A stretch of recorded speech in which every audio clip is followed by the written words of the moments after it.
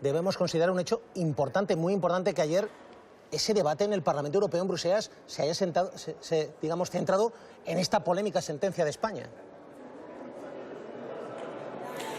Bueno, yo creo que fue muy importante. Fue a petición de algunos grupos y particularmente de Tania González, que se pidió que se hiciera este debate y el Parlamento lo aprobó. Y creo que fue un ejercicio muy bueno, entre otras cosas, porque tiene una clara dimensión europea. Y la dimensión europea es que hay un convenio internacional, que es el Convenio de Estambul de lucha contra la violencia hacia las mujeres, que aún no han ratificado todos los estados de la Unión Europea, pero algunos como España sí. Y ese convenio dice de una manera muy clara que en los códigos penales de los países que la hayan ratificado, cuando no hay consentimiento, eso debe ser considerado automáticamente violación. Y eso no lo tenemos así en estos momentos en el Código Penal español y en muchos otros códigos penales de la Unión Europea. Y por lo tanto ayer fue un debate para denunciar la sentencia, pero también para exigir a los países de la Unión Europea que adapten sus códigos penales sobre esta cuestión. Es decir, España sí lo ha firmado, como otros muchos países de la Unión Europea, pero es verdad que lo firmamos y luego solo 6 asumen ese convenio en el sentido de, oye, si no hay consentimiento es agresión. España lo ha firmado, pero luego no lo aplica, señor Urtasun. Lo ha firmado y lo ha ratificado. Es uno de los muchos países que ya lo han hecho. Aún quedan 12 por hacerlo en la Unión Europea, por ratificar, son muchos. Incluso Bulgaria, que es la presidencia rotatoria, aún no lo ha ratificado y aquí estamos empujando desde el Parlamento para que se haga. Pero es verdad que el artículo 36 de ese convenio establece que la falta de consentimiento debe estar tipificado en el Código Penal automáticamente como violación. Y entonces, si España ha ratificado ese convenio, obliga automáticamente a tener que hacer una modificación del Código Penal, porque en este momento en nuestro Código Penal tenemos los requerimientos de violencia e intimidación que deberían ser eliminados, ¿no? Por lo tanto, lo que hay que urgirle, y muchos diputados ayer se lo dijeron al Gobierno de España aquí en la Cámara y a muchos otros países, hay que cambiar el Código Penal para adaptarlo. Yo creo, francamente, que la sentencia del juez es una aberración, incluso con el Código Penal actual, porque como dijimos ayer, 5 hombres frente a una chica de 18 años en un portal, es evidente que hay violencia e intimidación. Por lo tanto, la sentencia es una aberración, pero aún así, esos dos supuestos hay que eliminarlos cuando no hay consentimiento, cuando no hay un sí claro. Si no hay sí, es violación. A usted, como diplomático, como experto, le quiero preguntar, Inés García, decimos en el Parlamento Europeo, Amnistía Internacional, Naciones Unidas también criticando la sentencia. Sí, no ha pasado desapercibida. Estas críticas a la sentencia de la manada han llegado, como decimos, incluso desde Naciones Unidas. Su coordinadora y portavoz sobre acoso sexual denunciaba ayer que se culpabilice a las víctimas, incluso decía en los propios sistemas judiciales. Y es clarísima, desde luego, sobre la sentencia de la manada. Dice que esta sentencia en concreto disminuye la gravedad de la violación y socava la clara obligación de defender los derechos de las mujeres. Dice la ONU que los autores de las agresiones sexuales tienen que responder por sus acciones y aplaude movimientos como el Me Too y similares, como el Cuéntalo, aquí en España, que han servido, dice, para que las mujeres rompan su silencio, Antonio.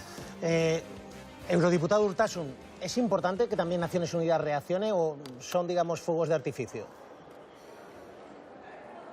No, yo creo que es muy importante para mover las cosas en España, también para que, digamos, quede más claro que es una sentencia injusta. Yo creo que la reacción de los organismos internacionales así lo atestigua, y creo que sería bueno que en los recursos que se van a presentar, pues esa sentencia sea modificada, ¿no? En fin, vamos a decir qué dicen las instancias superiores, pero desde luego yo creo que la opinión de mucha gente y también de las instancias internacionales pues es clara. Pero luego hay otra vertiente, que no es solo española, que es que está muy bien que seamos capaces, que los organismos internacionales vuelvan a retomar la cuestión de la igualdad de género y de la lucha contra la violencia hacia las mujeres de una forma prioritaria, porque la han abandonado en los últimos años. Nosotros aquí hemos criticado desde hace muchísimo tiempo que la Comisión Europea, la cuestión de la lucha contra la violencia hacia las mujeres y otros muchos elementos de la lucha por la igualdad han estado en un segundo plano, ya no forman parte de la primera línea de la agenda. Por lo tanto, que la ONU, que la Comisión Europea vuelva a tener una agenda potente en materia de igualdad, eso es muy importante, ¿no? Y creo que eso hay que agradecérselo al movimiento feminista en España. Creo que la respuesta a la sentencia ha sido masiva, que ha sido una continuidad de lo que se hizo el 8 de marzo y que esto está trascendiendo las fronteras del país.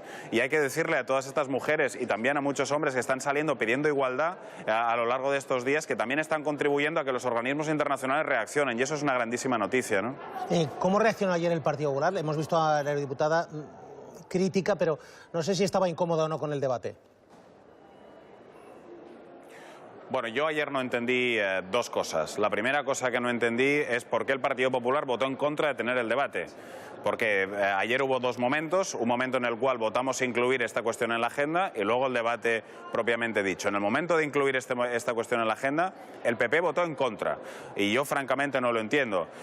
Después, pues a lo largo del debate, pues evidentemente recibió algunas críticas que creo que tienen todo el sentido cuando, por ejemplo, se le trasladó al Partido Popular que la ley de lucha contra la violencia de género tiene prácticamente nula dotación presupuestaria, ¿no? Y son cosas que después evidentemente tienen su impacto, ¿no? Pero no entendí por qué votaron en contra de incluir esto en el Parlamento Europeo, teniendo la posibilidad de trasladar y hacer un auténtico debate europeo. Y la otra cosa que no entendí fue la incomparecencia de Ciudadanos, que no votó porque no estuvo presente en el momento de incluir el punto en el orden del día y luego en el debate no estuvo presente, no se presentaron, ¿no? Y francamente en un momento tan importante que Ciudadanos no estuviera ayer pues me parece realmente reprochable.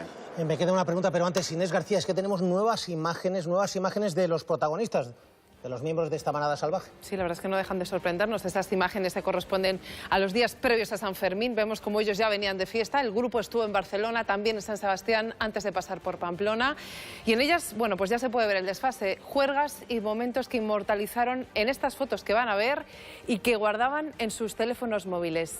En ellas se les ve, bueno, pues enseñando el culo, apoyados en un balcón. También hay imágenes de ellos en la playa disfrutando del sol, del mar, de las mujeres. Vemos entre ellos al que es el líder de la manada, se le considera el líder de la manada del Prenda, empuñando un arma. No sabemos si es real o no, si es de fogueo. Aparecen en varios locales, además también y en pubs. Siguen de fiesta por la noche y a la hora de dormir también lo hacen acompañados, como aparecen en estas imágenes nuevas que acabamos de conocer. Fotos, como decimos, que aparecen en bares, en pubs, con copas de la mano y también abrazados a chicas. Antonio. Ernest Urtasun, hoy el ministro de Justicia ha dicho que esto es una cuestión de reformar el Código Penal. ¿Es solo de reformar el Código Penal este asunto? No, como todo, las leyes son importantes, son condición necesaria, pero no suficiente. El Código Penal hay que hacerlo, debería haber estado reformado ya, como he explicado antes, pero esto requiere también un cambio cultural. Y aquí sí que quiero hacer una reflexión, que es qué papel jugamos los hombres. ¿Qué estamos haciendo nosotros como hombres frente a todas esas chicas, mujeres, que nos dicen que tienen miedo de volver solas por la calle, que cruzan de cera por la noche cuando se crucen con una panda? ¿Cuántas escenas machistas y de violencia no hemos presenciado los hombres en muchos ámbitos en el día cotidianamente, de discriminación? Y creo que también nos toca a nosotros dar un paso al frente y empezar socialmente a ser más activos en favor de la igualdad y a intervenir cuando vemos determinadas actitudes por parte de otros hombres que son totalmente irreprochables, ¿no? Por lo tanto, cambiar el Código Penal está muy bien, es importante, pero hacen falta cambios culturales y el primer cambio cultural también importante es que los hombres demos un paso al frente. Pero quiero preguntarle, ¿a usted qué le parece que el ministro de Justicia diga que hay un magistrado cuyo voto discrepante a mí me parece realmente impresentable, pero el ministro de Justicia dice este magistrado tiene un problema singular y luego no lo especifica? Este magistrado tiene muchos problemas y creo que además lo que ha especificado en la sentencia contraviene algunos artículos del propio derecho procesal que el Consejo General del Poder Judicial, desde mi punto de vista, debería analizar. Yo creo que las sentencias todas son criticables. Un juez es un servidor público y está sujeto a escrutinio y tenemos todo el derecho a criticar la sentencia, pero evidentemente el ministro de Justicia, en lugar de hablar públicamente, lo que tiene es que actuar. Entonces a mí me preferiría, digamos, que se dedicara a gestionar la justicia y a no hacer valoraciones públicas sin que después pase nada, ¿no? Pero sí quiero dejar una cosa muy clara, que estos días se ha dicho, la justicia es independiente, no se pueden criticar las sentencias. La justicia es independiente y hay que respetarla, pero se puede criticar desde luego. Ernest Urtasun, eurodiputado, gracias por estar en directo. Suerte. Gracias a vosotros, un abrazo. 1:37.